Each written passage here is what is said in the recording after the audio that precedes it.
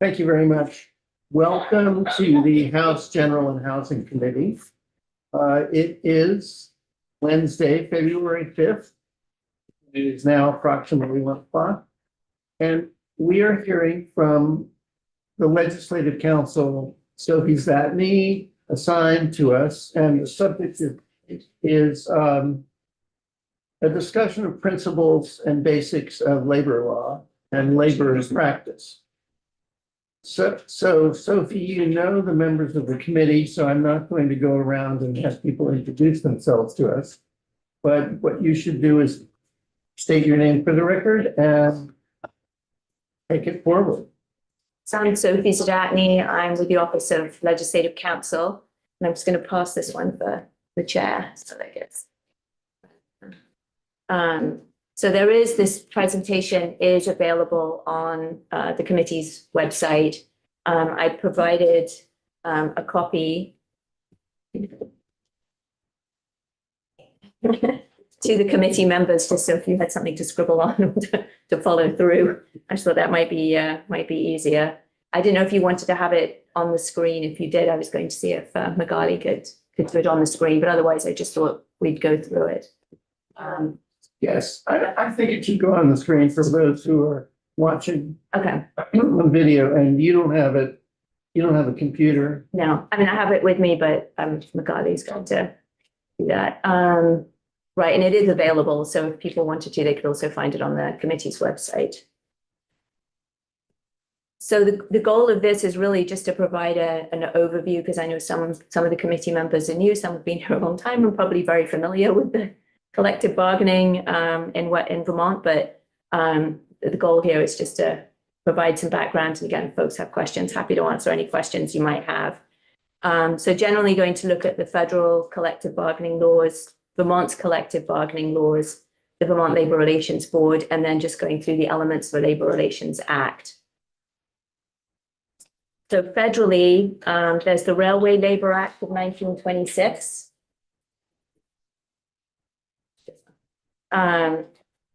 Which applies to railroads, and then airlines were added in 1936.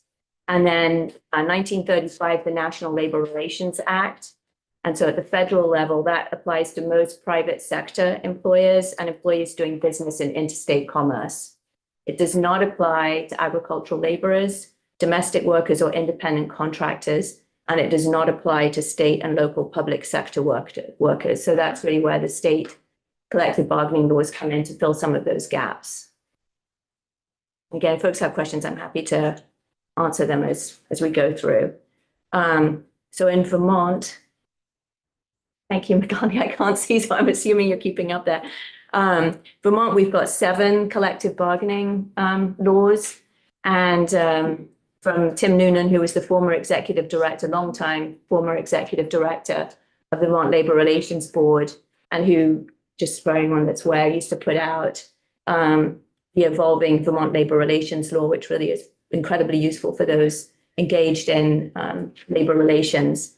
He noted that Vermont has more labor relations statutes per capita than any other state in the country. So for being a tiny state, we have a lot of complexity in our labor relations laws. Probably not a surprise. That's not unique to labor relations. So the State Labor Relations Act was passed in 1967. And frankly, that's not being used very much. It's being used minimal amount, largely because it doesn't really cover a lot of folks. That also historically has excluded, well, we'll get into that. Sorry, I'm jumping ahead on the slides. Let's just do the 7. The State Employees Labor Relations Act was passed in 1969. Labor Relations for Teachers and Administrators, 1969. The Municipal Employee Relations Act in 1973, and then more recently, the Judiciary Employees Labor Relations Act in 1988. And then we have these 2 rather quirky acts that were passed in 2013 and 2014, the Independent Direct Support Providers Labor Relations Act and the Early Care Education Provider Labor Relations Act. So there are some commonalities, but there's also just a lot of variation between the different acts. So I'll try and highlight some of those as I go through, but primarily the main ones we're talking about are SELRA, the State Employee Labor Relations Act, JELRA, the Judiciary Employee Labor Relations Act, the Teachers Labor Relations Act and the municipal employees. Those are the four sort of big ones, so to speak. So a lot of the generalizations really apply to those four statutes. The other three are more outliers. So, Sophie, do you have any idea why it evolved that way? In other words, why people didn't just keep amending the SLRA or something like that with different chapters to deal with differences that were material, why we put together a different act for each one? I don't know the answer to that. I would say just from the work and Vice Chair Bartley was on the committee, but the agricultural worker committee, when there was discussion around, for example, what to do with agricultural workers, the uniqueness of agricultural workers meant that the committee as a whole generally felt that if the legislature was to go down the path of providing collective bargaining specifically for agricultural workers, it would make sense to have their own separate act because of the uniqueness of that particular field. So I'm assuming that's kind of the conversation that probably happened in the past. We'll get into it a little bit more as we go through. I don't want to jump too far ahead, but for example, the Judiciary Employee Labor Relations Act is based very closely on the SELRA, on the State Employees Labor Relations Act. The Teacher Act and the Municipal Acts are a bit more different. The State Labor Relations Act, the one that isn't really used, is modeled very closely on the National Labor Relations Act. So I think there's a different reason for them, why they're different. And then the last two, again, they're very unique acts. I don't know if the other states have done anything similar with the really providing the ability for folks that otherwise really wouldn't be in a position to collectively bargain, but receive payments from the state to come together in those last two acts, the Independent Direct Support Providers and the Early Care and Education Providers Acts. So we'll get into those a little bit more. All right, so just on to the next one. So the State Labor Relations Act, again, closely modeled on the National Labor Relations Act. If there's an issue around jurisdiction, if they're not sure if they have jurisdiction or not, the Vermont Labor Relations Board would then reach out to the National Labor Relations Board to sort out who has jurisdiction between the NLRA and the State Labor Relations Act, because again, it's the interstate commerce piece as to where that falls. And again, that focuses on private sector employers that have 5 or more employees who are not engaged in interstate commerce. So it's, almost everything nowadays is connected to interstate commerce, which is one reason why this act isn't really used. It also explicitly excludes agricultural workers, domestic workers, supervisors, independent contractors, except in the last session in 2024, the act was amended. So now that domestic workers, if there's a domestic worker working for an employer that has 5 or more employees, they could now move forward with collective bargaining. I don't know how many households that would cover in Vermont, but that exclusion has now been removed. And again, this is historically the least used act. And Tim Noonan, when he was in the little Bible here, said that the cases involving the State Labor Relations Act constituted less than 1% of the board's caseload historically. Do you think that's because of the not involved in interstate commerce? Yeah, I think it's just so restrictive. But the other thing I would say on the State Labor Relations Act is that it's a bit frozen in time. Since 1967, there really haven't been many amendments other than the recent one allowing domestic workers to unionize. And so it doesn't have the depth of information in it, the procedural information that the other statutes have. The other statutes are much more clear about how you go about filing a complaint and what's covered. The State Labor Relations Act is pretty silent. I think if anything were to move forward under that, they would be looking at the National Labor Relations Act to how would we interpret, the language. But is the NLRB sort of mirror this in the sense that it only covers employees or in interstate commerce? So the NLRA covers private sector employees. It doesn't cover public sector employees. Right, but is it limited to employees and entities that are involved in interstate commerce? Right. Okay. So under the State Employees Labor Relations Act, and this again is for context, the Vermont Labor Relations Board has much broader responsibilities than other labor relations boards across the US have under this particular act, including the ability to make the final determination on employee grievances, which is something that other labor relations boards within the US do not. Usually the grievance procedures are internal. They don't, the final step is internal. It's not with a labor relations board. By internal, do you mean internal to the union involved? To the employer. So Employer. you have, your first step, your second step, whatever, within the employer. That it's an internal mechanism that you have. And here under the State Employee Labor Relations Act, if you don't get satisfaction at the various steps internally, then your final step under the State Employee Labor Relations Act and also under the Judiciary Labor Relations Act, you can go to the VLRB. Having said that, under the Judiciary Employee Labor Relations Act, they can also choose to contract to go to a private arbitrator and not go to the VLRB. So currently, the State Employee Labor Relations Act covers most state employees, Defender General's Office, State Attorney's Office, state paid deputy sheriffs, the University of Vermont, and the Vermont State College employees.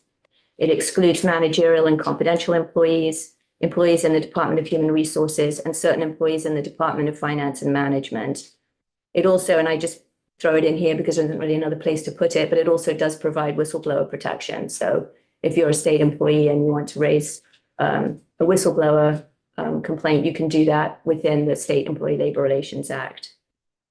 I take it, go ahead. Just a curiosity question. What is confidential? So, for example, if you are you're an administrative assistant to, the big boss or whatever, you've got access to information through your role that you would then be excluded. So the goal primarily is that you shouldn't have someone within a bargaining unit that has kind of inside information around the operations that could then distort the bargaining process. So. Go ahead. And Ashley. I just wanted to add, I believe most labor relation acts or unions have that stipulation in there.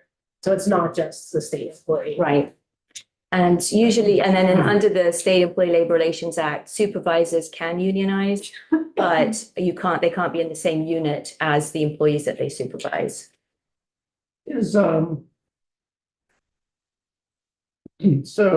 it's unusual in that it gives the SLRB, The VLRB. the VLRB authority. Right. Is that delegable to contract arbitrators?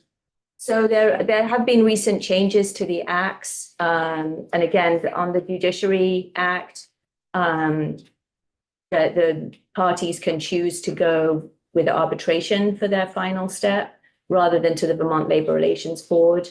I'm not sure that that's an option under SELRA at the moment. I think that the final I think step is. I think somebody told me that that's been an issue for them, that the SLRB takes too long and that they ought to be able to go to arbitration.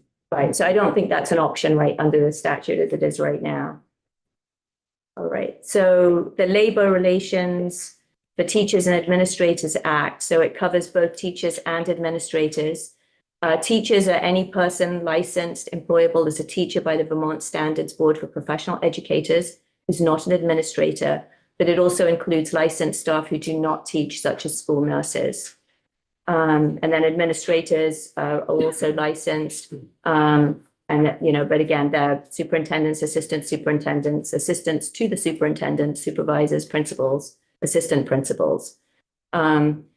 This act is, again, there are so many variations. So some of the labor relations for teachers, some of that also gets covered under the Municipal Employee Labor Relations Act. So we'll touch on that in a moment, but just want to flag that for you.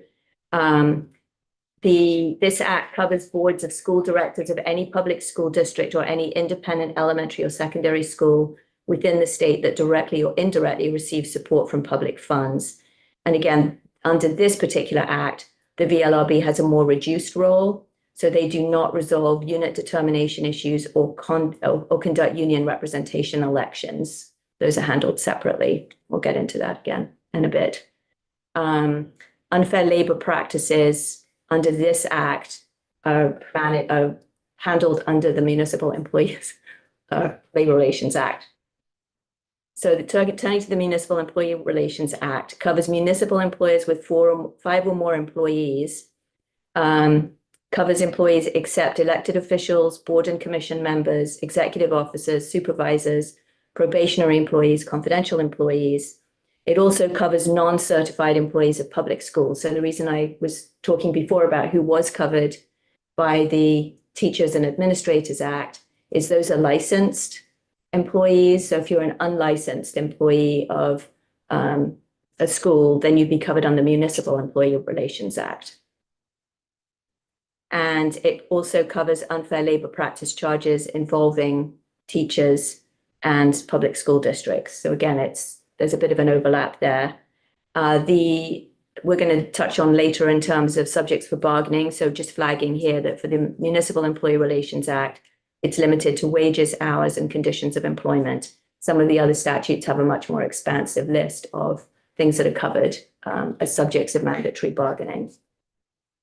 Turning to the Judiciary Employees Labor Relations Act, again, this is What would such an issue be that isn't wages, hours? well, yeah, working conditions can be very broad. It's just that in some of the other statutes, and we'll see that on a later slide, there's much more detailed itemization of things that are mandatory subjects for bargaining. But yeah, working conditions can be an issue as to whether something falls within a working condition or not. But under the Municipal Employee Relations Act, it's limited just to those 3 things. Could you give an example of something else that wouldn't be covered? Where would it be dealt with? Well, usually in a contract, you'll have things that are carved out that are management rights, that where management has, you'll agree that the management has the right to make decisions on these issues. I don't know on the Municipal Employees Relations Act, but there's probably a wide scope of things that don't directly impact the working conditions of the municipal employees, but there would be decisions that the municipality can make that same situation would not apply under, say, the State Employee Labor Relations Act, which is a much broader definition of what's covered. Generally, I would say under the State Employee Labor Relations Act, almost everything is covered. But again, those can be issues that get litigated with the Vermont Labor Relations Board in terms of what's covered and what's not covered, what's a working condition and what's not.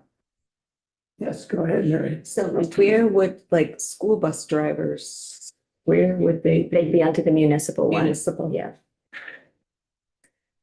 So the Judiciary Employee Labor Relations Act, again, very closely modeled on the State Employee Labor Relations Act. I've got a question about bus drivers. So it makes sense to me that that other employees would be covered under the municipal act. Because a school system is a municipality by definition, and that's how we vote for our budgets, is why the school budget is separate from the town budget. But in Vermont, we don't, the district does not have its own bus transportation companies. They contract with transportation companies. So wouldn't that be a private employer? Right. So if they're privately contracted, then they would not be covered under the Municipal Employee Labor Relations Act. They would be covered if they were a school employee who's not licensed, then they would be covered.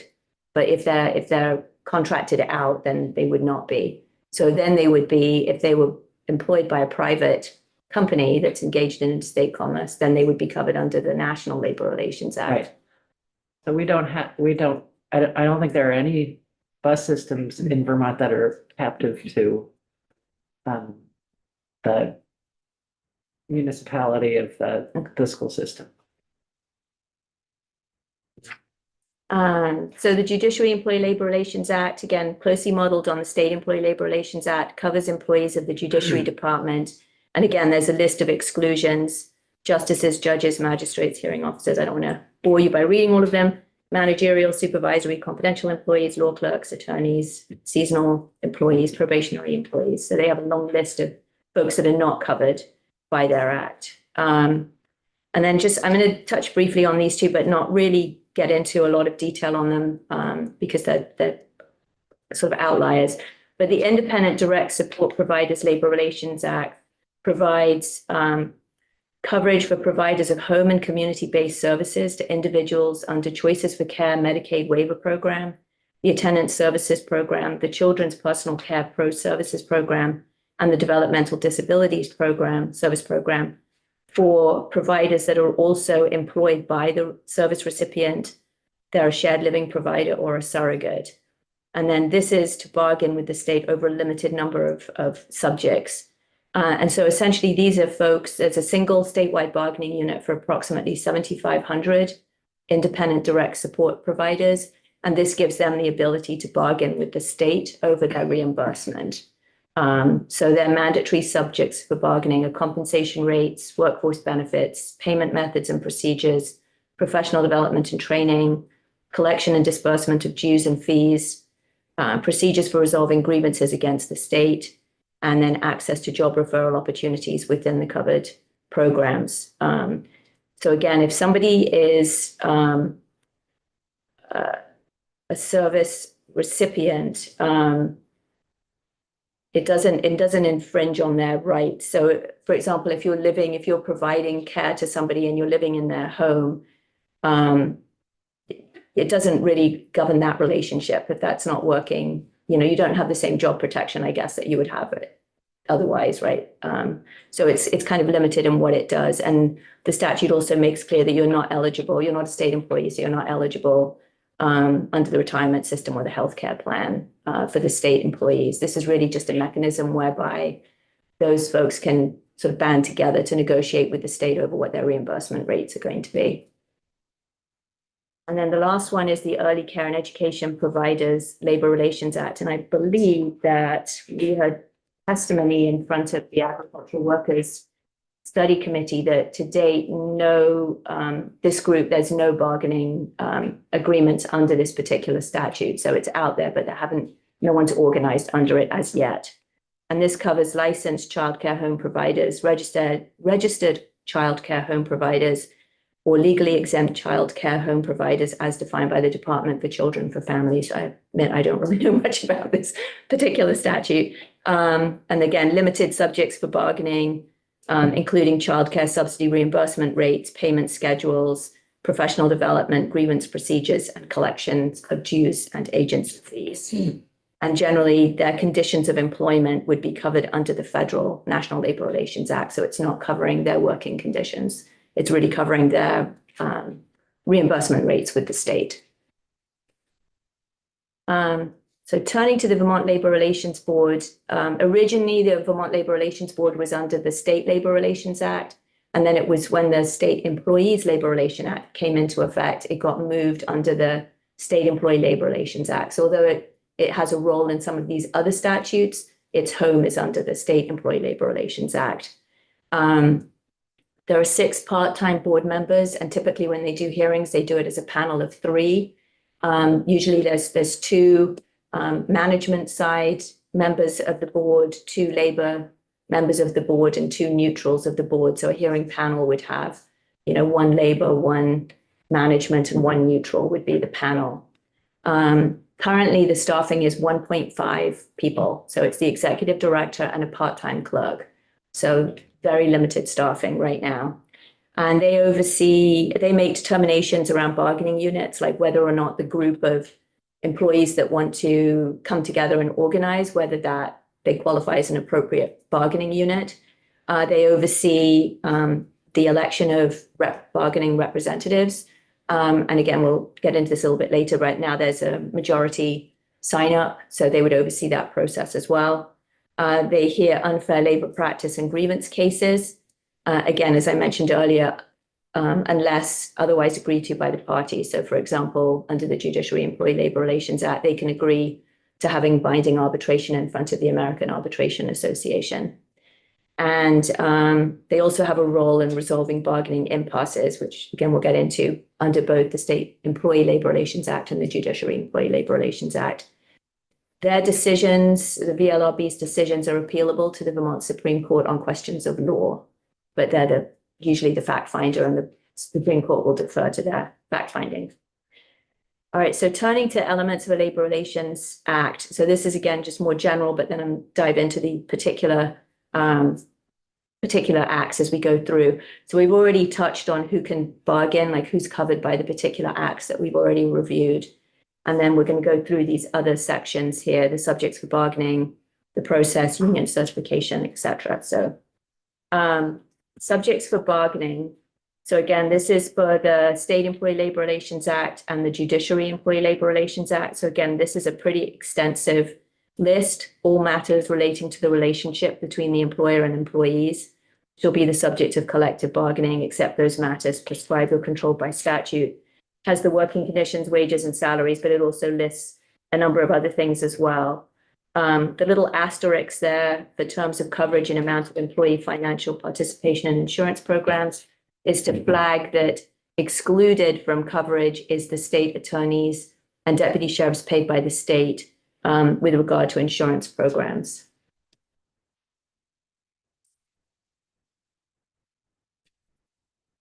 Again, who is excluded?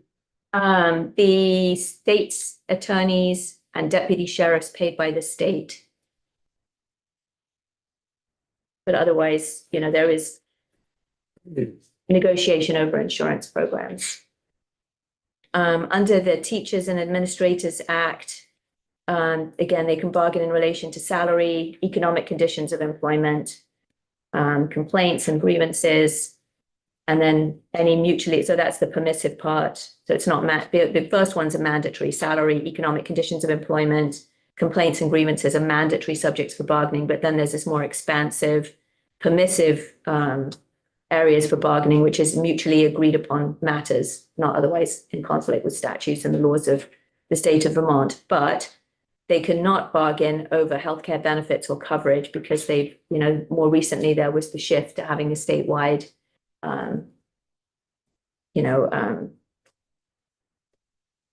the word statewide. There's a commission on public school employee health benefits that now does that for the whole state rather than individual school boards negotiating over their insurance.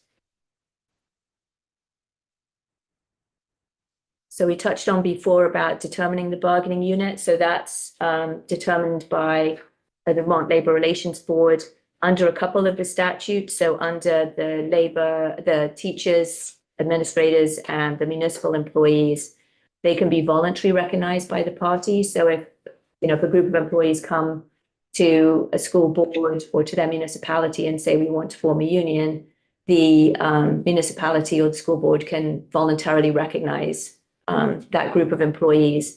But under the State Employee Labor Relations Act and the Judiciary Employee Labor Relations Act, that's not an option. You can't voluntarily recognize the union. And the considerations that the board looks at in determining the appropriateness of the bargaining unit is, does the employer control the working conditions of all the employees in the unit? Do the employees have similar or different needs, interests, and working conditions, which is generally called community of interest is the terminology for that?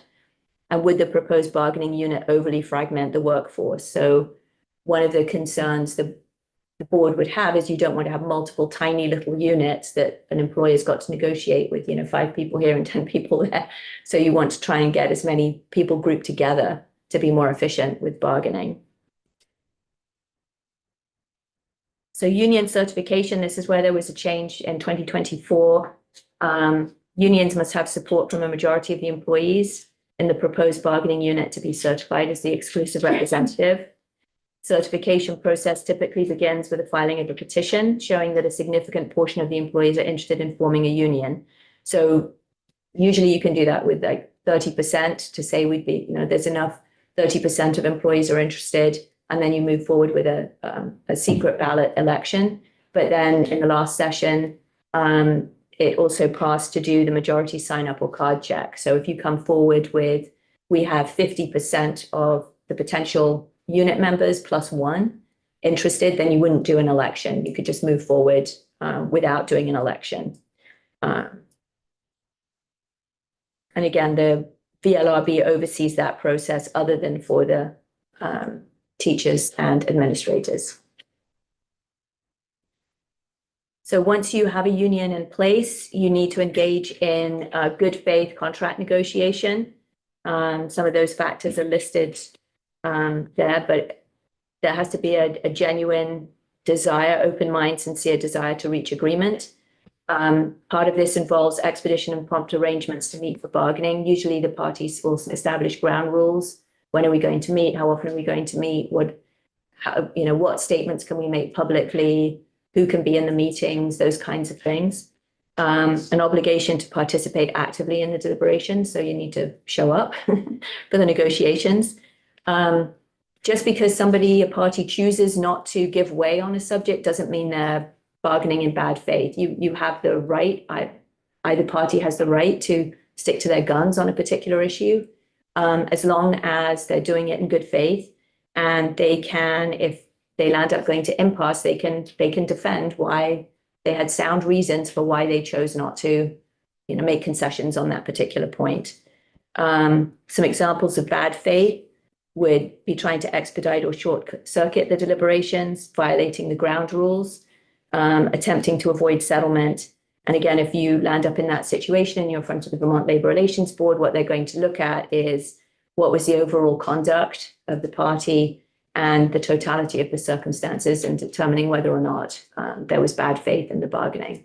Sophie, does that happen very often? In other words, are there frequent assertions of bad faith in front of the board? I think there are some situations where there's a particularly contentious relationship going into the negotiations where there's sort of suspicion of the other side, and then the parties will be more ready to point the finger on it. So that's my sense sort of historically, is that there have been some situations where maybe there was a contentious bargaining the last time around when the contract was negotiated. So as people go into the new contract negotiations, there's this kind of heightened concern around that. But again, that would be something maybe to have the executive director in to testify around how the cases break down, how many of those kinds of bad faith cases do they see. I think there's probably the accusation is made, like, we don't think this is, we don't think you're acting in good faith right now, but how often that would translate to actually filing something with the Labor Relations Board, I don't know. And again, I suspect a lot of it has to do with the individual history between the two parties. Do you find, I know you've been in negotiations a good bit, what are typical ground rules you see in negotiations that are typically there that people agree to? Typically things like how often do we expect to meet, how frequently are the parties going to meet, who's going to be in the room. Communications is a big one. Often there are agreements around that the parties will keep the proposals that each side is making confidential until you get to impasse. There will be rules around, you have the people at the bargaining table, how much information can be shared with other people, like if you're representing the union, beyond the bargaining team, how much information can we share with people outside of the bargaining team? Is it usual to try to, at least for a while, keep it to a small group and not? Yeah, I mean, the concern is often the parties prefer to have their proposals be done confidentially, just to get things moving along. And so that seems to be a pretty typical thing, is let's keep the proposals confidential until we've reached impasse, when we can't get anything resolved. And then you can share, well, the other side's being so unreasonable because they're demanding this or whatever. But you don't really want to be doing that while you're still trying to work together to resolve the issues. But again, bad faith would be not being cooperative around developing the ground rules, or going ahead and publishing information about, you know, what the other side is doing before you've reached impasse, if that was part of your ground rules.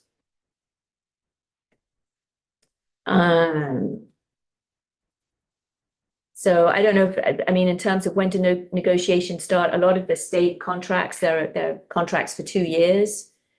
Typically you would start negotiating, you know, when you pass the 1 year mark, you'd start thinking about what are we going to do for, you know, the next contract. For the University of Vermont State Colleges, they're not restricted to that 2 year limit. They can, you know, bargain for a longer period of time. I think that probably has to do with appropriations. Anyone that's bargaining where the money to support the bargaining agreement is coming from the legislature and it has to be appropriated. I assume that's what it's tied to, is that you don't want to go beyond, you know, the biennium or go too far out, whereas that's a different consideration for the institutions of higher education where their bargaining agreement isn't dependent on appropriations. All right, so dispute resolution, and I know this was a topic that you were particularly interested in. So the goal generally is always to try to resolve disputes. I mean, that's the whole goal, is not to have everything blow up, but to try to resolve you know, disputes between the parties as soon as possible. And so the statutes generally have multi-step processes in there. So the big ones are mediation, fact-finding, and then either last best offer or arbitration. And so there are different combinations around that. I'll just touch on those two quirky statutes. We have the independent direct support providers, early care and education providers. Their statutes provide for mediation, fact-finding, selection of last best offer by the board. And again, the board's determination is subject to appropriations from the legislature. So I'm just going to say that, put those two to one side. For mediation, it's voluntary under the State Employee Labor Relations Act and the Judiciary Employee Labor Relations Act. The Vermont Labor Relations Board picks the mediator. Generally, the parties themselves can say, you know, we would like the board to appoint, you know, so-and-so to be the mediator. If the parties can agree, typically they'll provide that information to the board, and then the board will appoint the person that the parties have mutually agreed upon to be the mediator. But if they can't agree, the board is going to make the decision. Under the Municipal Employee Relations Act, it's the Commissioner of Labor makes the decision about who the mediator will be. Under the Labor Relation Teachers Act, it would be either the parties can jointly agree, or if they can't agree, then it would be they would request that the American Arbitration Association appoint a mediator. Under fact-finding, that's typically a hearing with witnesses, testimony, subpoenas. Again, under the State Employee Labor Relations Act and the Judiciary Employee Labor Relations Act, if the parties can't agree on a fact-finder, then the Labor Relations Board would appoint a fact-finder. If under the Judiciary Act, if the parties agree in advance, so not when they're at an impasse, but if they previously agree under their contract, they can skip fact-finding and go straight from mediation to arbitration. That's not an option under the State Employee Labor Relations Act. Under the Municipal Employee Relations Act, the Commissioner of Labor appoints the fact-finder. The fact-finder's report is due within 30 days. The report is made public 10 days after the fact-finder has released their report, if the parties haven't reached agreement. And again, if municipalities have adopted arbitration, the parties can agree to skip fact-finding and go straight to arbitration. So there are just many different variations on these. Under the Teacher and Administrators Act, you can go to fact-finding if that's requested by either party. Under that act, it's a fact-finding committee. So each side selects somebody to be on the fact-finding committee. And then those two people, one from each side, they then pick the third person on the panel, and the third person would be the chair. And again, if they can't agree, the American Arbitration Association would be asked to step in and make a determination around the third person on the panel. With respect to, to fact finding, does the result of fact finding weigh heavily in, I mean, do arbitrators, if there's subsequent arbitration, have access to the fact finding? So fact finding is non-binding. So the fact finder will issue a written report, and often that's an incentive for the two parties. Now they've had a sort of third neutral party look at the situation, for the two parties to kind of think about, okay, do we agree? You know, can we find some compromise here? Are we willing to move forward with what the fact finder is recommending? If the parties aren't and they could agree on something that's different than what the fact finder said, like, okay, we agree with the fact finder on that one, but we don't agree on this one. But they can still have the ability to come up with their own, you know, their own contract at that point.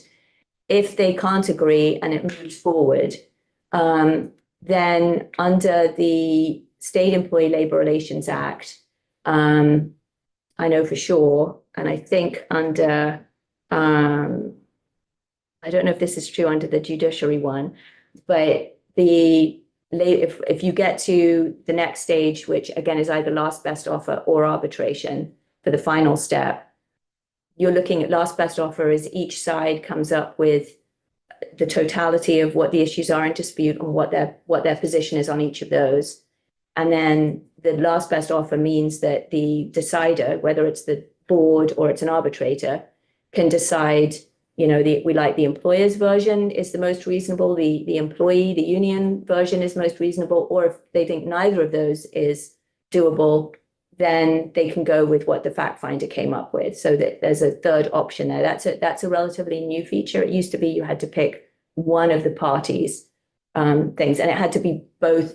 It had to be in its entirety, which I actually thought was quite clever because it incentivizes you to move to the middle. Because you want to be the most reasonable and you want yours to be picked.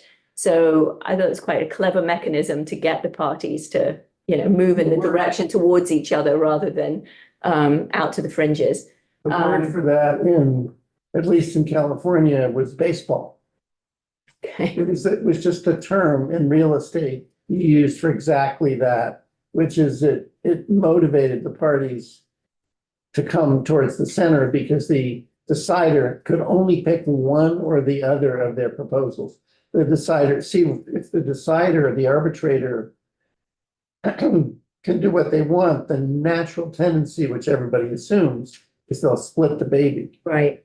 So instead, to pick a particularly gruesome analogy, instead of that, so what that does, if you feel like the arbitrator is just going to go halfway in between, it pushes the parties to the extreme. They want, well, let's go for broke on each side.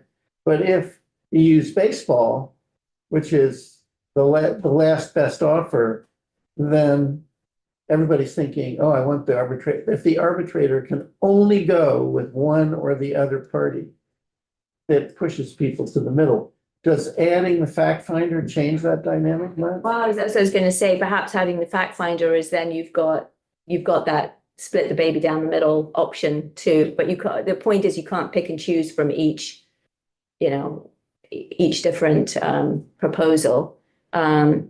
Except, well, we'll get back to nothing simple. We'll get back to that on the teachers.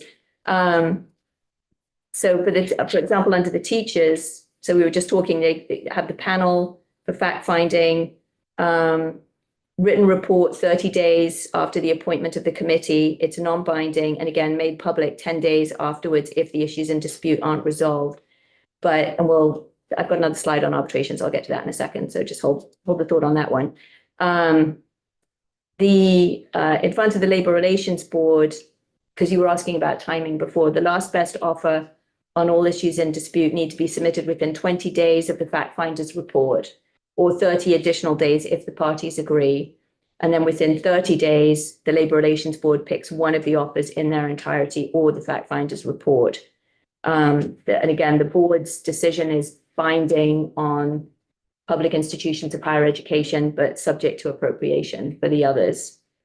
I just added the ratification piece on the end because I just don't want to forget the fact that ultimately, even if the parties come to agreement, again, that's just the folks sitting at the bargaining table have come to agreement. It still needs to be ratified by the membership of the union or, you know, the board of trustees or whatever on the employer's side.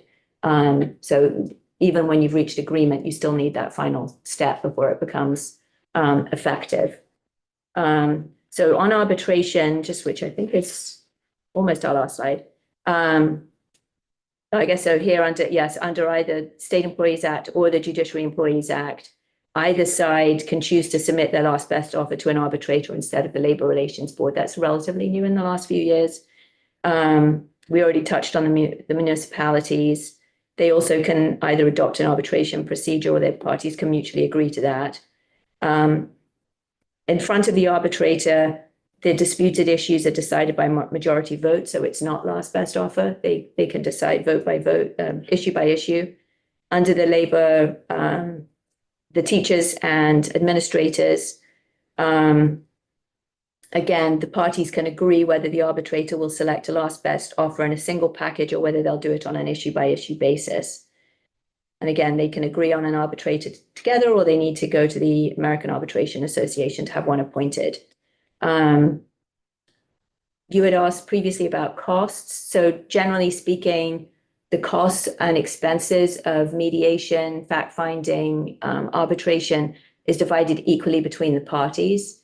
The parties would typically be responsible for their own individual costs. So if they're bringing a witness or anything like that, they would be responsible, their own lawyer fees, whatever, they'd be responsible for that. But the cost for the mediator or the cost for the arbitrator, those would be shared equally between the two sides. I mean, they can agree, maybe there's a concession to get the contract in place. They could agree to something different, but under the statutes, the costs are shared jointly. And again, if you want more details on timing, I can go through all of those. But the last thing was I wanted to just touch on strikes. Strikes are forbidden explicitly under the State Employee Labor Relations Act and the Judiciary Employee Labor Relations Act. Strikes are mentioned in passing under the State Labor Relations Act. And again, it's just, as I said earlier, that act isn't really used and it hasn't been expanded on, like when a strike would come into play or how that would be, how that would work. Again, I would suspect if something arose under the State Labor Relations Act, they would just turn and look at the National Labor Relations Act on how to interpret the statute. So under the Municipal Employee Relations Act, strikes are prohibited if sooner than 30 days after, so if someone seeks to strike within 30 days after the fact finder's report is issued. They're prohibited if the parties have voluntarily agreed to final and binding arbitration. And they're prohibited if it, quote, will endanger the health, safety, or welfare of the public. And so that historically, public sector employees have not had the right to strike because, again, concern around safety and health. And, if the police are out or the firefighters are out, that's poses a risk. So that's the language that's in the Municipal Employees Relations Act.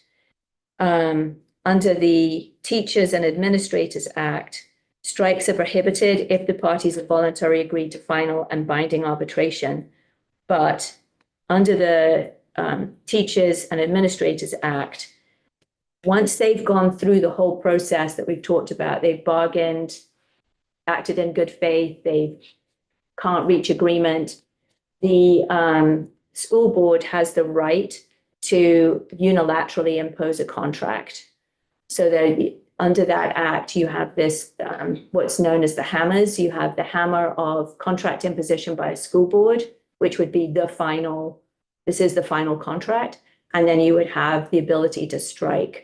So that's, from my understanding, is most of the strikes that have happened in Vermont, and there have not been many, have historically happened with in the school setting. And so both of those, certainly under the Municipal Employee Labor Relations Act, the goal is that 30 days is to provide a cooling off period. I mean, I would just go back to the work that the Agricultural Workers Study Committee did in looking at sort of things around the country. often there would be provisions around a 60-day cooling off period or a 60-day notice period, something to make sure it doesn't happen immediately and to give the parties time to cool off and try and figure out a way to resolve whatever issues they have in dispute. I do, and maybe this is just like me talking out loud. I never understood why nurses could strike. Like, I guess to me, in my head, our nurses are invaluable and I understand their reasons for striking. But by reading, it will endanger the health, safety, welfare of the public. So they're under the National Labor Relations Act. They're Okay, not under any of these acts. so it's because of that. Yeah, it's the public sector employees. Okay. And I agree, and I don't know the ins and outs of that. It may be that there is also a required notice and cooling period under the Okay. National Labor Relations Act, and I could check on that if you want to, but they're under the National Act. They're not under any of the state acts. I just figured I'd ask, and this is Right. the time to ask. It's just something that's always kind of struck me as the health and safety. Right. Could you give me a sense? I don't really have any sense as to what percentage of our workers are covered under the national law as opposed to one of the state laws. Well, everyone really except for public sector employees, agricultural workers, independent contractors, but they don't because they're not employees the same way. But everyone else pretty much is. And again, there are going to be limits on the size of the employer.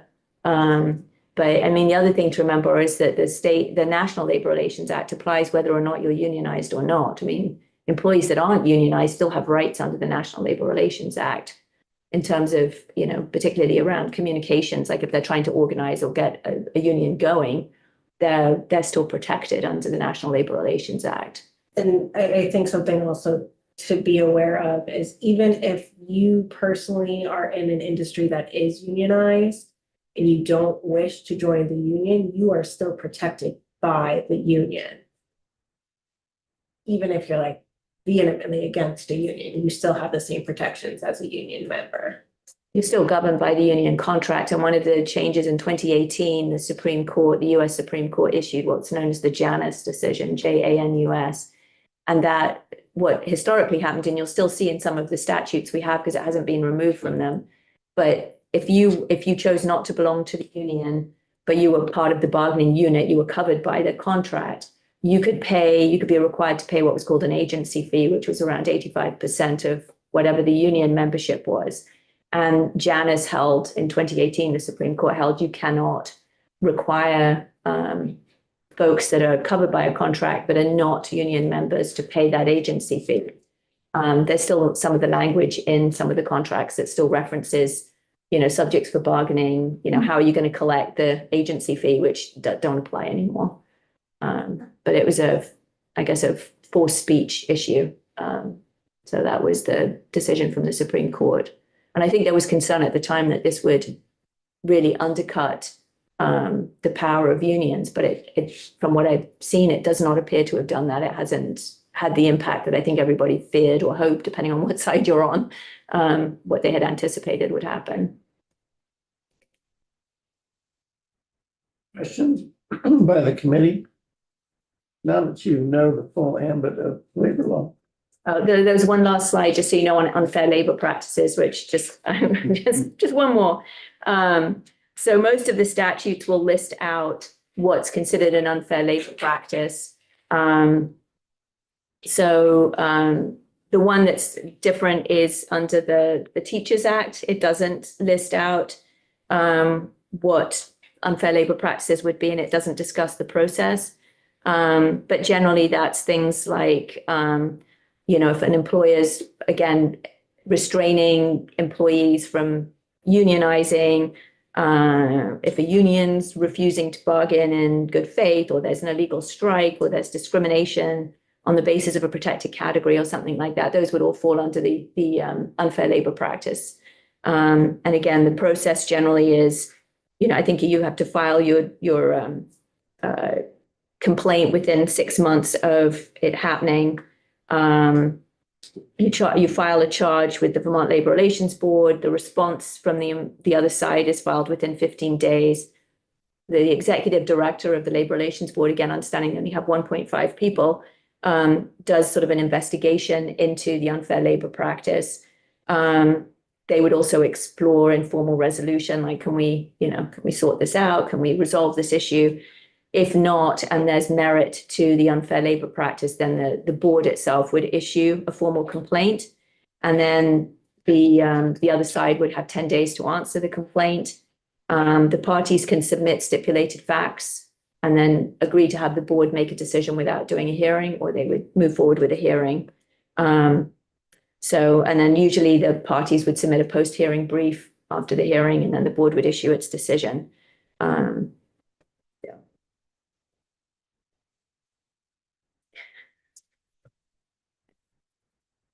Questions? Numbed everybody by. I just want to say, I think this was great. A lot. There's a lot of information. Well, there's just so many quirky little, and then over here is this, and over here is that.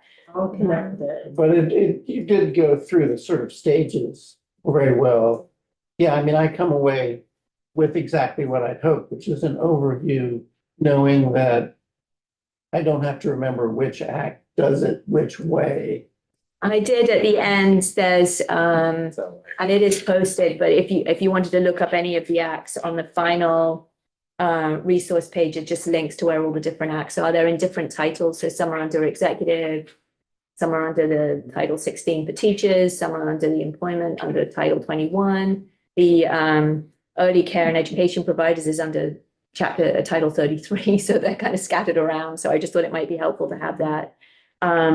One of the other things you had asked about fact finders and mediators, the Labor Relations Board does have on its website, when I have the link for the Labor Relations Board on there as well.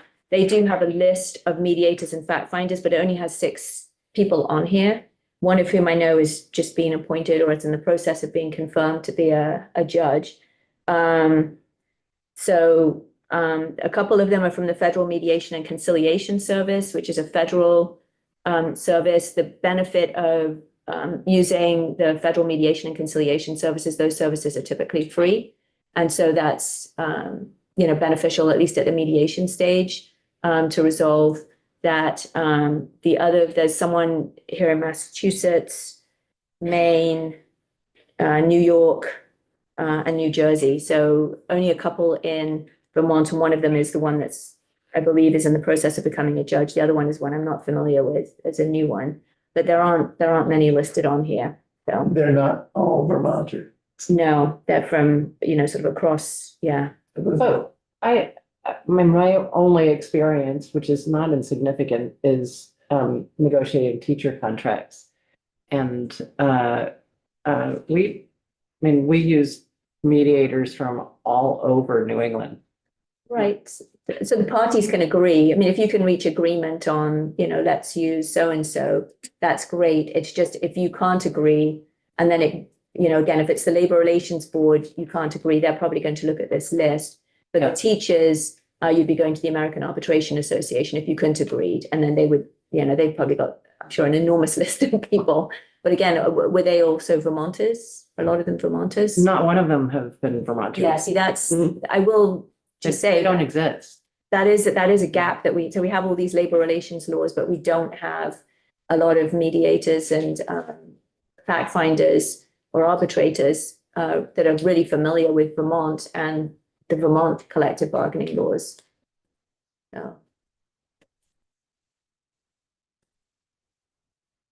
So, Vermont, I don't know if one can generalize. Is the Vermont regime thought of as more landlord oriented or more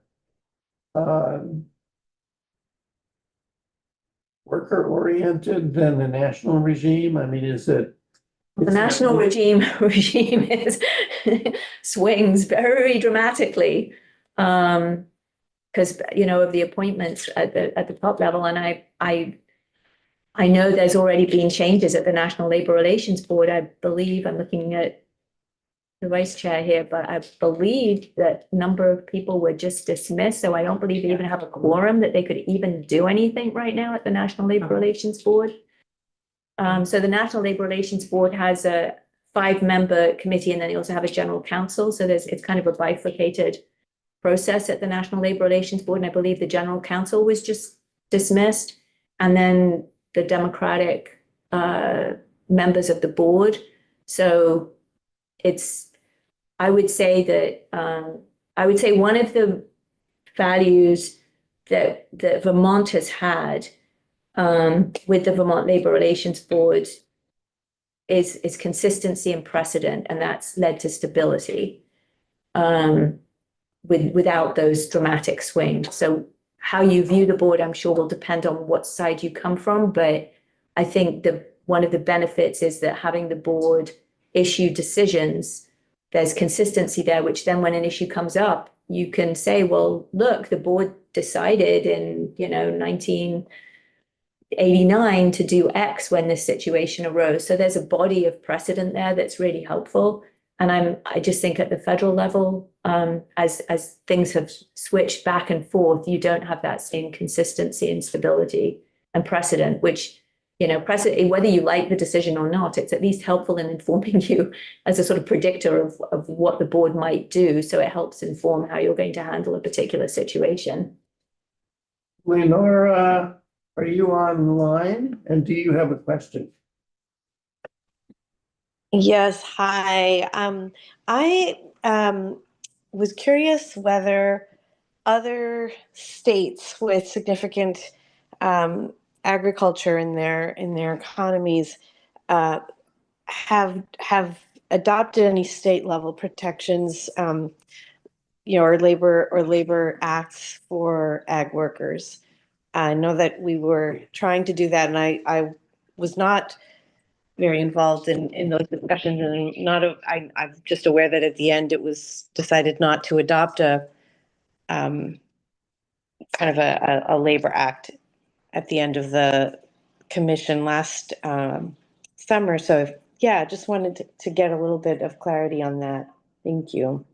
Yeah, and I would be happy to share with the committee the report that came out of the Agricultural Workers Study Committee, and Vice Chair Bartley was also on the committee. The committee did look at collective bargaining for agricultural workers nationally.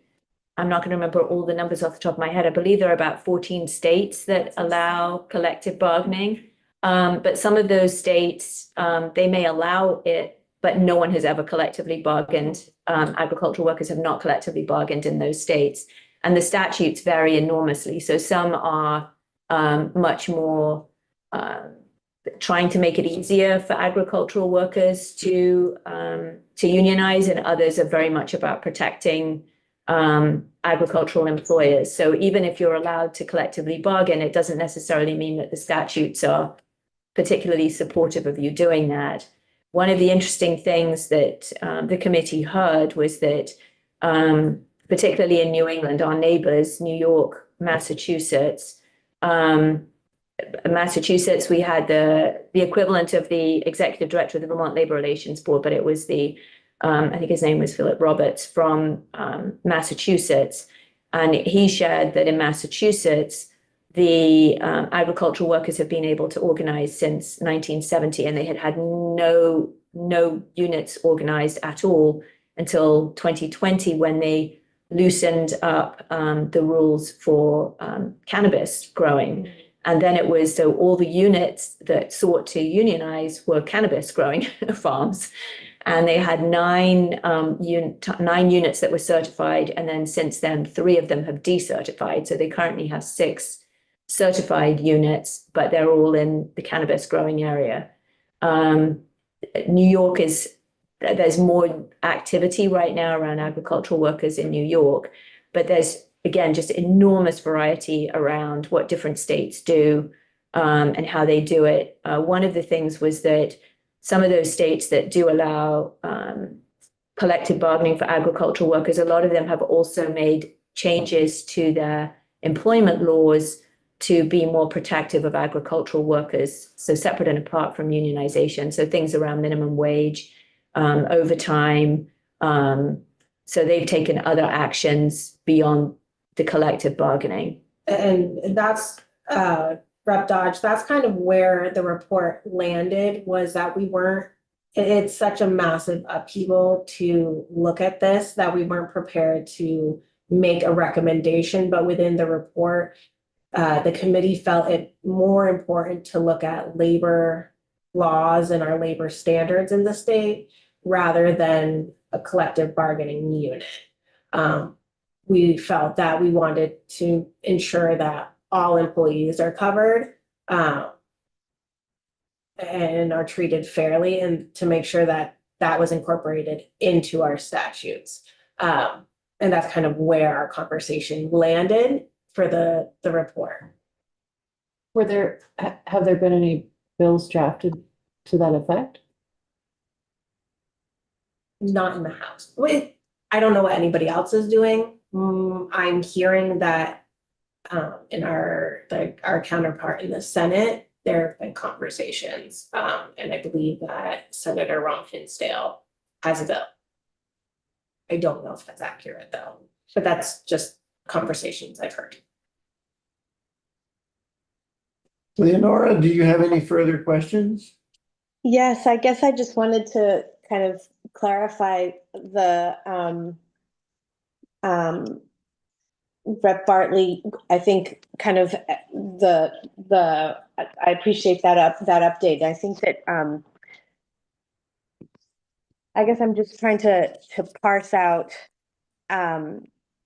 whether you can sort of deny collective bargaining rights of a group of workers who are deemed so essential to the public good, that we end up, discriminating against them, because not out of some sort of bias or whatnot, but we end up taking away a right that maybe they would have in another field, and I think that your question about the nurses, you could say the same thing about law enforcement or other groups that I think have collective rights to bargain. And even though I understand the danger of letting, cows or crops languish, and the economic effect of that, I'm curious to know from the legal perspective whether that's ever been kind of the reason held for why a group can be enjoined from collectively bargaining. The testimony that was before the committee for on agricultural workers was that when the National Labor Relations Act was passed, it explicitly excluded agricultural workers and domestic workers, and that was actually race-based, that there was a racial reason for why those two areas were not included in the National Labor Relations Act. And then that was carried over in the State Labor Relations Act that was passed in 1967, where they were also excluded from that act, which I think is how all this came up in the last biennium, because domestic workers, that exclusion was now taken out of the State Labor Relations Act. But then the question was, what do we do with agricultural workers? On the strike issue, those states that do allow strikes by agricultural workers, again, they're almost universally, from my recollection, was that there was a significant notice period, that if there was a contract impasse, it was like 60 days was pretty standard before a strike could move forward. So again, to at least provide that cooling off period and essentially get other agencies involved to make sure that a strike didn't go forward, but to give everybody time, like this could be coming, how are we going to deal with it, how do we address this issue? But it seemed very, very few strikes have occurred, because again, there's this long notice period, and then if it looks like it's really going to happen, people jumping in to try to get it resolved. When you say cooling off period, is that generally referred to as the time between a strike vote and when the strike happens? It's typically from whenever the last action was. So like if you have you've reached an impasse and you're not able to move forward from that point on.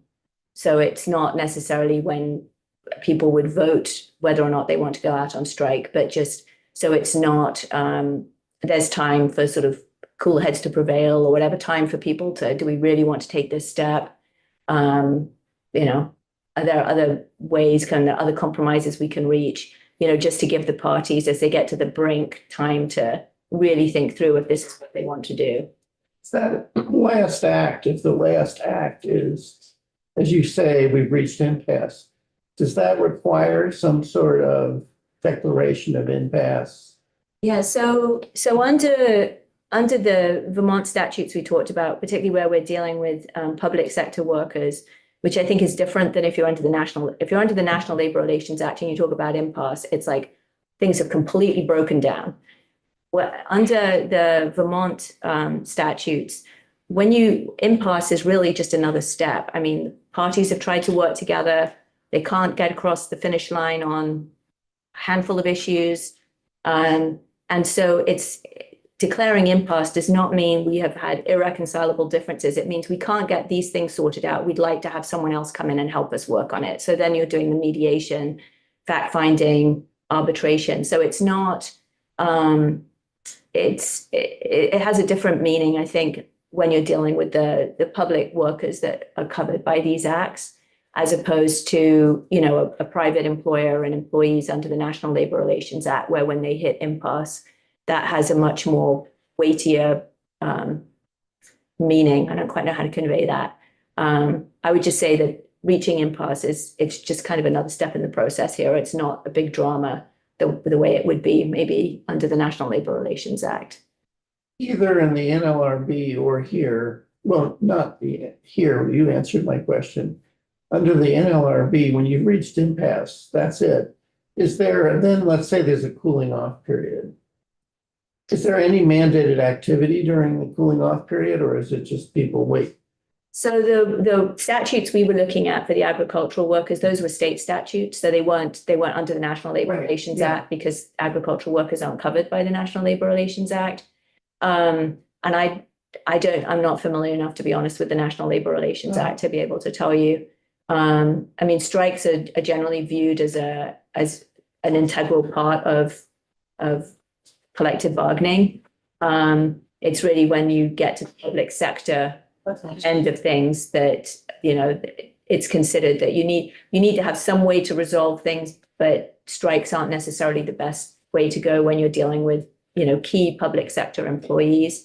And so what's your other mechanism? And that's when you have things like binding arbitration. Someone is going, if the parties cannot figure it out, someone else is going to make that decision for you. Yes, Mary. And I know if a case goes to,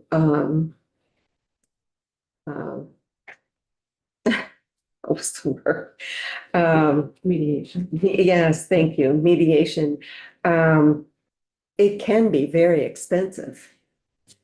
I know personally, we had a dispute with a developer, and we had to have a mediator, and not only do we have to pay for his services, but we had to pay for his travel from the time he was from Middlebury, by the time he got into his car till the time he went home, and any meals it can be really expensive. So I think most people try to avoid that if possible.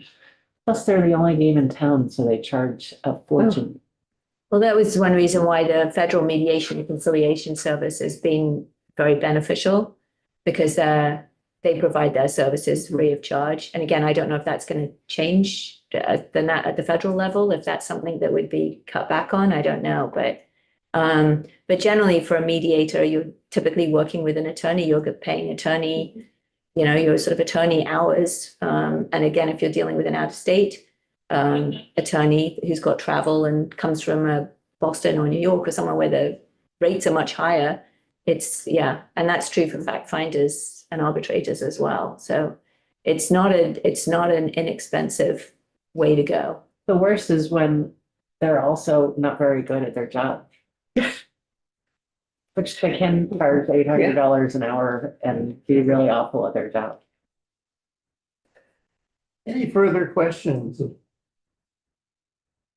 Tomorrow, thank you very much, Sophie. You're very welcome. Really appreciate this overview, which precisely served the purpose that I think we'd hoped for. So thank you for preparing it.